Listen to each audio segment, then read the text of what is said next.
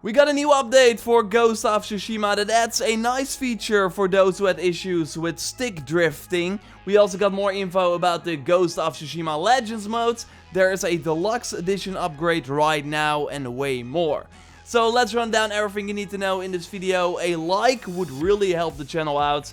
And let's go. I never really mention it during my Ghost of Tsushima videos, but I wanted to do it now. I have a monthly giveaway namely going on for a 2020 game of your choice, and you can participate by clicking the link in the pinned comment. You have to be a subscriber of the channel if you want to participate, and I will reach out to the winner via the email. So let's start with update 1.07. That was 1 gig for me. I saw some people on Reddit say that it was less for them.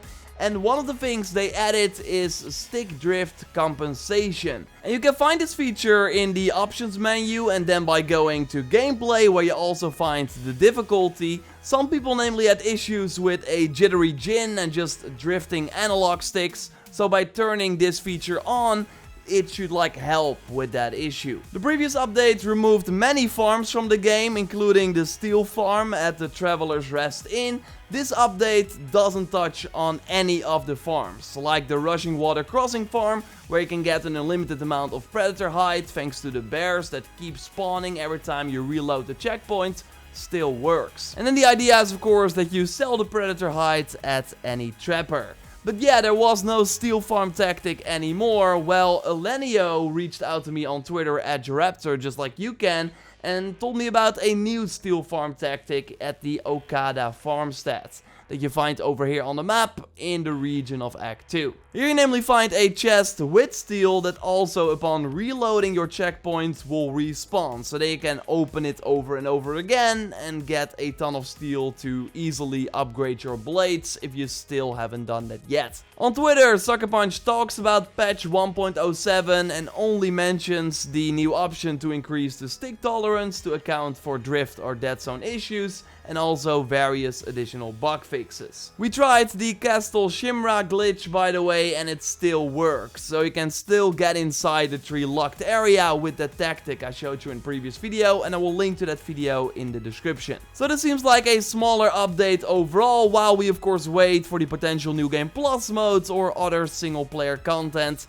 One thing is for sure though, the announcement of Ghosts of Tsushima Legends made single player updates even more likely, because it overall confirms that they will support the game for quite a long time. And we now learned, thanks to IGN, that the Legends co-op mode will not feature any microtransactions. It will be a free update for everyone who owns the game, and they have absolutely no plans to add them, so microtransactions later on, with all the content being unlocked through play. And as I noted in my in-depth video on this co-op mode that I will link to at the end of this one, we will need PlayStation Plus to play it. So that's the only cost to play this free multiplayer mode. And I follow some developers on Twitter who worked on it or are still working on the game, and one of them is Jordan, who was a narrative writer at Sucker Punch. He wrote side missions for the main game. The point is though that while we did not really get that from the trailer, there should totally be writing and a story in this Legends mode. And that likely happens in the 2-player co-op missions, while the 4-player missions will be survival wave based, so likely more combat focused. I really can't wait to learn more about it and actually see some gameplay of how it's going to work, but for now the closest we have to DLC for Ghost of Tsushima is the Digital Deluxe upgrade that includes all the content from the Digital Deluxe Edition or the Collector's Edition. And it costs $11, which is a pretty okay deal. Sure, maybe you don't need that extra technique point that you get, or the charm of a Hashimon's favor, that is pretty bad. But the Hero of Tsushima armor set that I already showed you in my All Armors video is pretty cool. It also comes with a golden mask that looks pretty dope.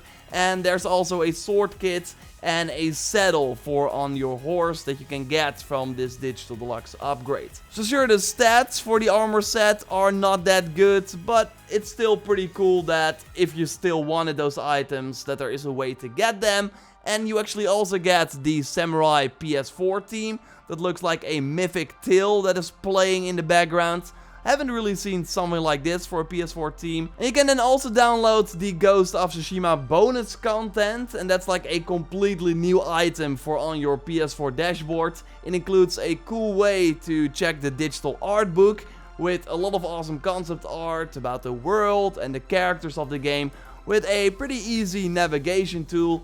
And there's also a 43-minute long developer commentary about the development of the game. So that is also included in this deluxe edition upgrade. I still have to watch it for myself, and overall $11 is still quite a lot of money, especially if you already finished the game, because then the armor will not really be useful. You, by the way, unlock it the moment you get into the open world, just like the other pre-order items. But I still wanted to let you know that this digital deluxe upgrade is available for if you want it. Something that not all the games do, so it's pretty cool to have that option to still upgrade after the fact. And while scrolling through Reddit to find more information about the update and what other people were saying, I found this post from Liz1030, who for some unknown reason was able to launch himself in the air. He calls it Space Station Sightings over Tsushima, and was able to give us a very unique look at the map from above. And then we see how much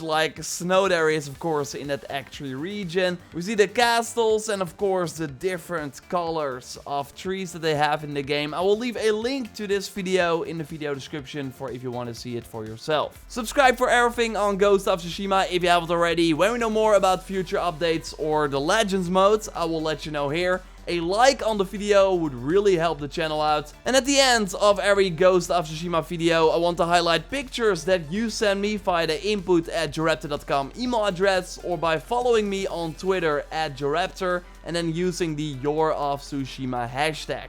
Like 1K Gaming did, with Jin at the center of the picture with a tree behind him. I love how both sides are different, with the light overtaking the left side while the right side is way more clear. Really, really cool. I really enjoyed this part of the game, and Jin seems ready in this picture from Boomy. Is that the fire reflection on Jin's sword? Seems like it, right? Looks awesome. I personally think that Moodspoke made a work of art. You hear the people of Tsushima talk about the samurai with the antlers, and now someone got a shot of him in the wild. I love how it's positioned, the smoke in the background from the looks of it. Really well done. David English Jr. emailed me many shots, and this one on the beach was my favorite. Jin ending the suffering Mongol while we see many of the fleets in the distance. I'm not sure what his horse is doing though. Maybe she saw a fish or something.